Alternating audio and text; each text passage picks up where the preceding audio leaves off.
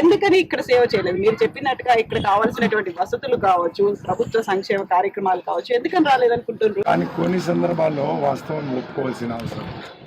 కేసీఆర్ ఇక్కడ ఏమన్నారు, ఇంటింటికి నల్లా ఇస్తాను, నల్లా ఇచ్చి నీళ్ళు ఇవ్వలే, నీళ్ళు ఇస్తానులే. బిల్లు ఎప్పుంటున్నారు, బిల్లు ఎప్పుడు కమిషన్ ఎంత తీసుకో అంత ఇస్తున్నారు. పాత ట్యాంకులకు రంగు కొట్టేసి బిల్లు ఎప్పుతున్నారు, పైప్ లైన్లకు తవ్వకుండా పాత పైప్ లైన్లకే బిల్లు ఎప్పుతున్నారు. ఆ విధంగా కేటీఆర్ నిర్మల్లో వచ్చిన నిజానికి మేము ఖానాపూర్ డెవలప్ చేయలేదు. హరీష్ రావు పబ్లిక్ మీటింగ్లో చెప్పారు, నిజానికి మేము ఖానాపూర్ డెవలప్ చేయలేదు. అంటే వాళ్ళు ఉన్న వాస్తవాలు వాళ్ళే కక్కారు, ప్రజలకు అర్థమవుతుంది.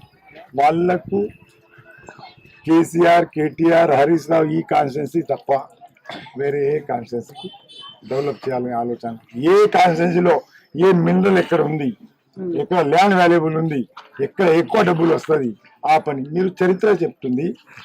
మేమున్నప్పుడు పెద్దన వాగు, రెండవసారి ఎమ్మెల్యే గారు తండ్రి పేరు మీద వాగు ఉంది, ఆ ప్రాజెక్ట్ కట్టిన మేము. కొడుకు ఎమ్మెల్యే ఉండి ఈ రోజు కెనాల్ చేయాలి. సుంకిడి ఆదిలాబాద్ ప్రాజెక్ట్ కట్టిన ఈ రోజు కెనాల్ లేదు. కొమరం భీము ఆసిఫాబాద్ ప్రాజెక్ట్ మేము కట్టినాం, ఈ రోజు దానికి కెనాల్ చేసి నీళ్ళు ఇవ్వలేదు. పిపిరావు ప్రాజెక్ట్ మేము కట్టినాం, దానికి నీళ్ళు ఇవ్వలేదు. ముత్తునూరు, మత్తడి, నాగాపూర్ ఇలాంటి ట్రైబల్ ఏరియాలో అయితే ఎక్కడ క్యాచ్మెంట్ ఏరియా వస్తే అక్కడ అన్ని చెరువులు కట్టేసి వాటర్ టేబుల్ పెంచాం ఈరోజు. ఎందుకంటే కెనాల్లో కమిషన్ చాలా డబ్బులు తక్కువ ఇస్తారని ఉద్దేశంతో కేసీఆర్ గారు దానికి ముట్టలేదు. ఎక్కడ ముట్టారు? ఎక్కడైతే 50% లాక్కుంటామో అక్కడ మాత్రం ముట్టారు. అది వాస్తవాలు మనం ముందే చెప్తాం. కాళేశ్వరం ప్రాజెక్ట్ ఇప్పుడే పిల్లలు పడిపోతుంది. ఎందుకు పడుతుంది? సబ్ స్టాండర్డ్ మా దగ్గర గంగాపూర్ ప్రాజెక్ట్ ఈ కలం ప్రాజెక్ట్ పైన బ్రిడ్జ్ కట్టారు, మొదటి వర్షానికి కొట్టుకుంటుంది. అదే ఇది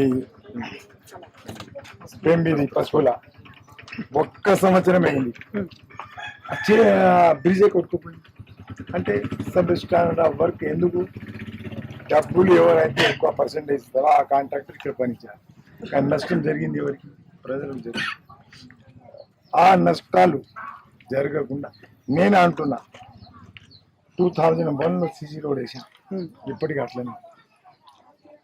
వీళ్ళు మొన్న వేశారు, నేను దీక్షాలో ఉన్నా, మాల వేసుకున్నా. టీఆర్ఎస్ వాళ్ళు వేసిన రోడ్ అది ఉపాధి హామీ పథకంలో డబ్బులు కేంద్రంది, కానీ కంకర వెళ్ళింది, నడవలేకపోతుందండి. 20 సంవత్సరాల రోడ్లో మాత్రం హాయిగా పోతున్నా, నిన్న మొన్న వేసిన రోడ్లో నడవలేకపోతున్నా. ఈ పరిస్థితి. ఇప్పుడు తండాల డెవలప్మెంట్ చేసినాం, లేకుంటే ఎస్టీలకు సంబంధించి కావాల్సినటువంటి ఫెసిలిటీస్ ఇచ్చినాం, వాళ్ళ రిజర్వేషన్లకు సంబంధించి ఒక అప్లిఫ్ట్మెంట్ కోసం అవన్నీ పథకాలు కార్యక్రమాలు చేసినామని తెలంగాణ గవర్నమెంట్ చెప్తుంది. అవన్నీ ఇక్కడికి రీచ్ అవ్వలేదా? అసలు కానపూర్ దాకా రాలేదా? కేసీఆర్ చెప్పింది ఫస్ట్ ఉద్యమంలో అందరికి రెచ్చగొట్టి 12% రిజర్వేషన్, అదో గతి. అడిగేటవాళ్ళు లేరు, ఏం చేయాలి? జగమెరిగిన సత్యం. గిరిజన బంధు ఇప్పటివరకు ఇంప్లిమెంట్ లేదు. 3 ఎకరాల భూమి ఇంప్లిమెంట్ లేదు. ఇంతకుముందు ఉపాధి హామీ పథకంలో గిరిజనులకు, దళితులకు బావులు, బోర్లు, ఎలక్ట్రిసిటీ ఇచ్చేది, అది లేదు. సబ్ ప్లాన్ ఏదైతే డబ్బులు వస్తుందో ట్రైబల్ వెల్ఫేర్కు, ఆ డబ్బులు టోటల్ రైతు బంధుకు పెట్టేసి ట్రైబల్ వెల్ఫేర్లో, సోషల్ వెల్ఫేర్లో, బీసీ వెల్ఫేర్లో ₹1 లేకుండా చేసిన ఘనత కేసీఆర్. అది కూడా మున్సిపాలిటీ ఆ డబ్బులే వాడుకున్నారు, ట్రాన్స్ఫర్ చేసుకున్నారు. కానీ ట్రావెల్ చేసి ట్రావెల్ ఉండడానికి ఇల్లు లేదు. ఇప్పటికీ 10 సంవత్సరాలు ఒక ఇల్లు లేదు. నేను ఉన్నప్పుడు కట్టించిన ఇల్లు తప్ప ఒక్క కొత్త ఇల్లు లేదు. కొత్త రేషన్ కార్డ్, పెన్షన్ అయితే చెవిటోళ్ళకు టీఆర్ఎస్ వాళ్ళకు ఇచ్చేశారు. వాస్తవం 80-90 సంవత్సరం ఉన్న వాళ్ళకు, అర్హులు ఉన్న వాళ్ళకి ఇవ్వలేదు. This is fact. ఉపాధిలో టీఆర్ఎస్ వాళ్ళు ఎప్పుడు పనికి పోరు. వాళ్ళ పేరు మీద మస్టర్ రాసుకుని వాళ్ళ అకౌంట్ డబ్బులు వస్తుంది. చెమటలేమో బీద వాళ్ళది పడుతుంది. వాళ్ళకు 100-20 వస్తే వీళ్ళకు 200 రూపాయలు వస్తుంది. ఇంత ఘోరమైన అన్యాయం జరుగుతుంది. ఈ అన్యాయాన్ని ఆరికట్టడానికి ఎవరైనా చేయగలిగితే రమేష్ రాథోడ్ చేస్తారని ఆదిలాబాద్ ప్రజలకు ఖానాపూర్ ప్రజలకు నమ్మకం ఉంది. ఆ నమ్మకాన్ని నిలబెట్టుకోవడానికి నిరంతరం ఎన్నికల తర్వాత ప్రజాకోటం నిలబెడతా, వాళ్ళకు కక్కిస్తా, ఆ పనులు చేయిస్తా, రికవరీ చేయిస్తా, జైలుకు కూడా. ఇప్పుడు తెలంగాణలో మళ్ళీ మేమే హ్యాట్రిక్ కొడతామని బీఆర్ఎస్, కేసీఆర్, తర్వాత కేటీఆర్ అందరు లీడర్లు చెప్తున్నారు. ఆదిలాబాద్ లో కూడా అదే రిపీట్ అవుతుంది అనేది వాళ్ళు చెప్తున్నారు. ఎన్ని ఓవరాల్ గా వస్తాయని మీరు అనుకుంటున్నారు? కళ చూడడం తప్పులేదు. నేను పోయి నిద్రపోయి నేను రాజు మహారాజు, ముఖ్యమంత్రి, రాష్ట్రపతి, ప్రధానమంత్రి అనుకోవడం తప్పేమి. What is the fact? ఏ ముఖం పట్టి అడుగుతారు వాళ్ళు, ఏ ముఖం పట్టి ఓటేస్తారు, ఏ ఫీల్డ్లో? ఒక ఫీల్డ్లో సక్సెస్ అయ్యారు. నిజానికి కేసీఆర్కు, కేటీఆర్కు, హరీష్ రావు, కవిత ఒప్పుకోవాలి.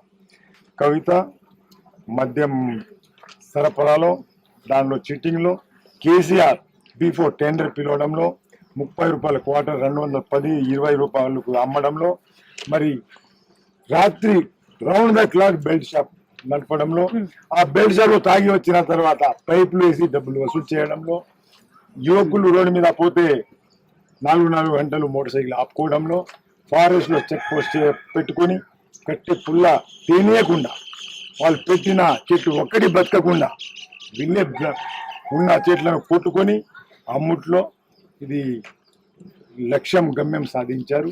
వాళ్ళు హ్యాట్రిక్ కొట్టారు. దీంట్లో మాత్రం వాళ్ళకు అవార్డు ఇవ్వక తప్పదు. ఇలాంటి మహానుభావులకు ప్రజలు ఏ విధంగా ఓటేస్తారో మీకు కూడా తెలుసు. కాంగ్రెస్ కూడా అదే మాట చెప్తుంది. 30వ తారీఖు జరిగేటువంటి ఎన్నికల్లో మాకు మెజారిటీ అనేది వస్తుంది. అది December 3న కనిపిస్తుంది. 6th గవర్నమెంట్ ఏర్పాటు చేస్తాం, 9th తొలి సంతకం పెడతాము అనే మాట కూడా వస్తుంది కాంగ్రెస్ నుంచి. కాంగ్రెస్ పార్టీకి అది అలవాటు. కాంగ్రెస్ ఓడించడానికి కాంగ్రెస్ వాళ్ళు సరిపోతారు. ఒకవేళ గెలిస్తే కేసీఆర్ దగ్గర అమ్ముడుపోవడం. రెండే. This is clear. ఒకటి, కాంగ్రెస్ వాళ్ళే ఓడిస్తారు. నేను కూడా కాంగ్రెస్ లో పోయినా, పాపం నాకు టికెట్ ఇచ్చారు, నాతో ద్రోహం చేయరు. కానీ కాంగ్రెస్ వాళ్ళే ఓడించారు. ఎమ్మెల్యే ఓడించారు, ఎంపీ ఓడించారు, ఎవరు పనిచేయరు. ఆ తర్వాత ఎవరైతే గెలిచారో కేటీఆర్ దగ్గర అమ్ముడుపోయారు. వాళ్ళకి చరిత్ర ఏముంది? డబ్బులే చరిత్ర, హిస్టరీ లేదు. ఒకే ఒక పార్టీ, అమ్ముడు పోని పార్టీ, నీతి నిజాయితీ ఉండే పార్టీ, ప్రజలకు విశ్వాసం కలిగించే పార్టీ, భరోసా ఇచ్చే ప్రజలకు నిలబడే పార్టీ భారతీయ జనతా పార్టీ, నరేంద్ర మోడీ నాయకుడు.